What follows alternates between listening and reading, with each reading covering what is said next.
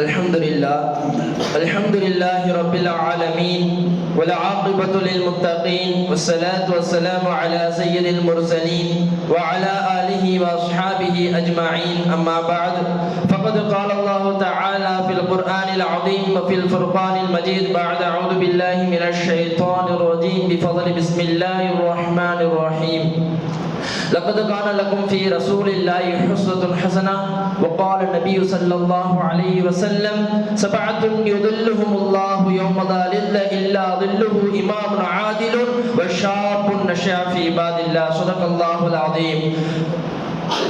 கருவிற்கும் சிசுவிற்கும் இன்னும் கரும் பாறையில் இருக்கும் தேர்விற்கும் உணவளிக்கக்கூடிய அல்லாஹ்வுக்கே புகழ் அனைத்தும் உரித்தாகட்டுமாக. மேலும் கண்மன்னையும் ஸல்லல்லாஹு அலைஹி வஸல்லம் அவர்களை பின்பற்றிய உத்தம சத்திய சஹாபாக்கள், தாபிஈன்கள், தபஅ தாபிஈன்கள், மேலும் அமர்ந்திருக்கும் அனைவரின் மீதும் என்னின் மீதும் அல்லாஹ்வுடைய சாந்தியும் கிருபையும் சமாதானமும் என்றென்றும் நின்று நிலவட்டுமாக கூறி என்னுடைய உரை நான் ஆரம்பம் செய்கிறேன். அஸ்ஸலாமு அலைக்கும் வரஹ்மத்துல்லாஹி வபரகாத்துஹு. அல்லாஹ்வின் நல்லடியார்களே, அல்லாஹ் சுப்ஹானஹு வ தஆலா மனிதர்களை உலகத்தில் படைத்து அவர்களுக்கென்று சில காலகட்டத்தை அமைத்திருக்கிறான். முதலாவது காலகட்டம் குழந்தை பருவம், இரண்டாவது காலகட்டம் வாலிப பருவம், மூன்றாவது காலகட்டம் வயோதிக பருவம். அல்லாஹ்வின் நல்லடியார்களே, இந்த வாலிப பருவம் எந்த அளவிற்கு ஒரு முக்கியமான பருவம் என்று சொன்னால், நாம் வாலிபத்தில் செய்யக்கூடிய அமல்கள் ஆகிறது அல்லாஹ்விடத்தில் மிகவும் நேசத்திற்குரியதாக இருக்கிறது. காரணம், அந்த வயதில் தான் அதிகமான டிஸ்ட்ராக்ஷன் ஏற்படும், அதிகமான சிந்தனைகள் வரும். அந்த நேரத்தில் கூட நாம் அல்லாஹ்வுக்காக அமல் செய்யும் பொழுது அந்த அமல் அல்லாஹ்விடத்தில் மிகவும் நேசத்திற்குரியதாக இருக்கிறது. அது மட்டுமல்ல, நபி ஸல்லல்லாஹு அலைஹி வஸல்லம் அவர்கள் வாலிபர்களை சிறப்பித்து ஒரு ஹதீஸ் சொல்லி இருக்கிறார்கள். என்னவென்று சொன்னால், சபஅத்தும் யظில்லுஹுமுல்லாஹு யௌம லா லில்ல இல்லா லில்லுஹ். நாளை கியாமத் நாளில் எந்த ஒரு நபருக்கும் நிழல் இருக்காது. இருந்தாலும் அல்லாஹ்வுடைய அர்ஷின் கீழ் ஏழு நபர்களுக்கு நிழல் கொடுக்கப்படும். அதில் ஒருவர் தான் ஷாபுன் நஷா ஃபீ இபாதில்லாஹ்.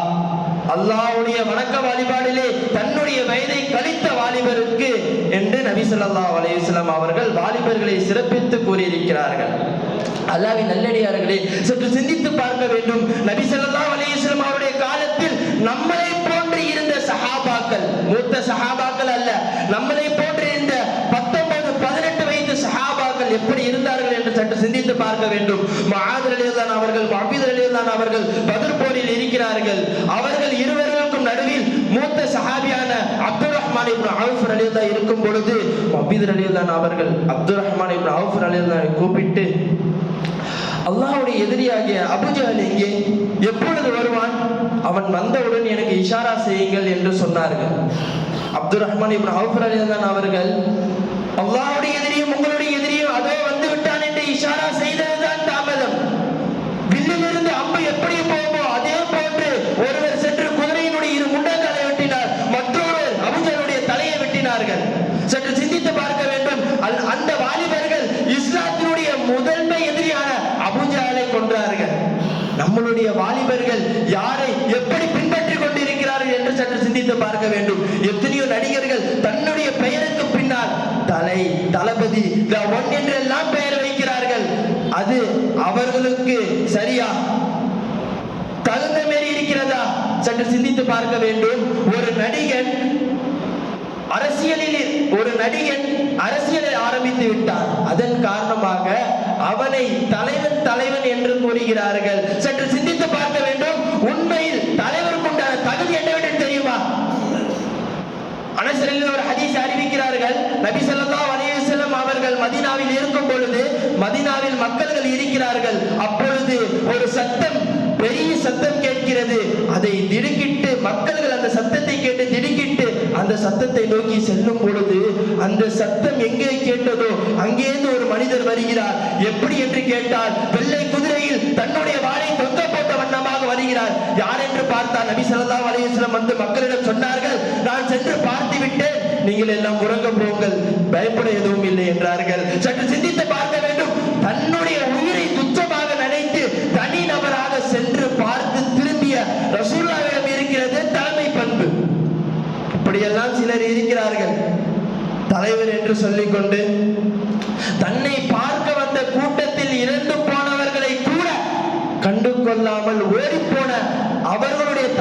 பண்பை என்னவென்று சொல்வது? உஹது போரில் நபி ஸல்லல்லாஹு அலைஹி வஸல்லம் பல் உடைக்கப்பட்டது, தலையிலேயே கவசம் நொறுக்கப்பட்டது. இருந்தாலும் கூட அக்களத்தை விட்டு நவராமல் இருந்தார்களே நபி ஸல்லல்லாஹு அலைஹி வஸல்லம். அந்த தலைவர் எங்கே? போர்க்களம் கூட அல்ல, போர்க்களம் கூட அல்ல. தன்னை சந்திக்க வந்த அந்த கூட்ட நெரிசலில் இறந்து போன தன்னுடைய ரசிகர்களை கூட பார்க்காமல் ஓடி போன அந்த தலைவர் எங்கே?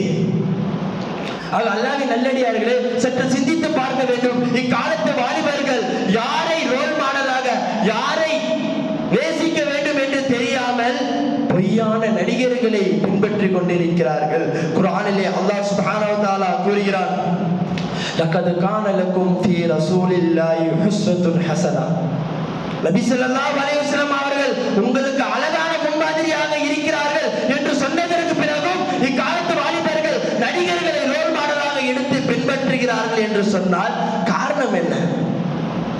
இக்காலகட்டத்தில் ஊடகங்களும் நடிகர்களும் நடிகைகளும் உலகத்தை ஆளும் ஒரு அச்சுறுத்தும் கருவியாக ஆகிவிட்டார்கள். அல்லாஹ்வின் நல்லடியார்களே, இக்காலகட்டத்தில் ஒவ்வொரு மனிதனும் தன்னுடைய அன்றாட வாழ்க்கையில் நான் நேசிக்கின்ற, நான் பிரியப்படுகின்ற, நான் யாரை ரோல் மாடலாக எடுத்திருக்கிறேனோ அந்த நடிகன் அந்த நடிகையை போன்று வாழ வேண்டும் என்று இன்றைய இஸ்லாமிய சமுதாயம் சென்று கொண்டிருக்கிறது. அல்லாஹ் அதை விட்டு நம்மளை பாதுகாக்க வேண்டும். குதுபா ஜும்மா நாள் என்று குதுபா கிதாபில் சொல்லக்கூடிய ஒரு வார்த்தை காமில் ஹயாய் வல் ஈமான். இந்த வார்த்தை ஒவ்வொரு முஸ்லிமுடைய உள்ளத்திலும் பதியக்கூடிய ஒரு வார்த்தையாக இருக்கிறது. உஸ்மான் ரலியல்லாஹு அன்ஹு அவர்கள், அதாவது ஈமானில் பரிபூர்ணம் அடைந்த, வெட்கத்தில் பரிபூர்ணம் அடைந்த 200 திருமணம் செய்த உஸ்மான் ரலியல்லாஹு அன்ஹு அவர்கள் கியாமத் நாள் வரை வரக்கூடிய முஸ்லிம்களுக்கு ஒரு ரோல் மாடலாக இருந்தார்கள். பெண்களுக்கு மட்டும் வெட்கக்கூடியதல்ல, ஆண்களுக்கு உயிரை விட மேலானது வெட்கம் என்று உறுதிப்படுத்தும் விதமாக அவருடைய வாழ்க்கையை அமைத்து சென்றார்கள் உஸ்மான் ரலியல்லாஹு அன்ஹு அவர்கள். நபி ஸல்லல்லாஹு அலைஹி வஸல்லம் அவர்களுடைய ஆடை சற்று விலகி இருந்தது. அப்பொழுது உஸ்மான் ரலியல்லாஹு அன்ஹு அவர் வரும் பரதை பார்த்து தன்னுடைய ஆடையை சரி செய்து கொண்டு சொன்னார்கள், நபி ஸல்லல்லாஹு அலைஹி வஸல்லம், யாரை பார்த்து மலக்குமார்கள் வெட்கப்படுகிறார்களோ அவரை பார்த்து நான் வெட்கப்படுகிறேன் என்று சொன்னார்கள். காரணம், உஸ்மான் ரலியல்லாஹு அன்ஹு அவர்கள் நபி ஸல்லல்லாஹு அலைஹி வஸல்லம் அவரை ரோல் மாடலாக எடுத்துக்கொண்டார்கள். அது மட்டுமல்ல, சற்று சிந்தித்து பார்க்க வேண்டும்.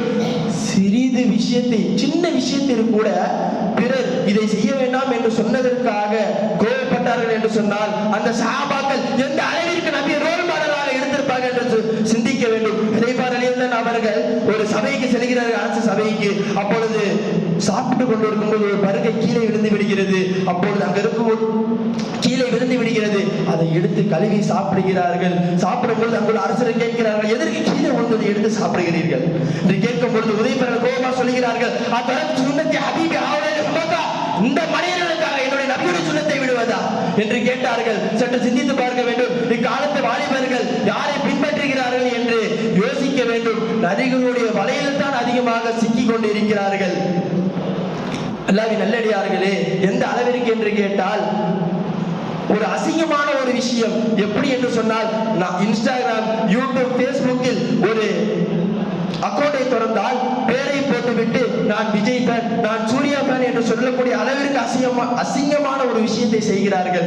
அல்லாஹ்வின் நல்லடியார்களே, அதையெல்லாம் விட்டு அல்லாஹ் நம்மளை பாதுகாத்து நபி ஸல்லல்லாஹு அலைஹி வஸல்லம் அவர்கள் எந்த முறையில் உலகத்தில் வாழ்ந்து சென்றார்களோ அந்த முறையில் வாழ்ந்து இங்கே எப்படி நாம் அமர்ந்திருக்கோமோ அதே போன்று நாளை உயர்ந்த சொர்க்கத்திலான ஜன்னத்துல் ஃபிர்தௌஸ் என்ற சொர்க்கத்தில் அல்லாஹ் நம்மளை அமர செய்வானாக என்று சொல்லி என்னுடைய உரையை நான் முடித்துக் கொள்கிறேன். வாஹிரு தாவானா அல்ஹம்துலில்லாஹி ரப்பில் ஆலமீன். அஸ்ஸலாமு அலைக்கும் வரஹ்மத்துல்லாஹி வபரகாத்துஹு.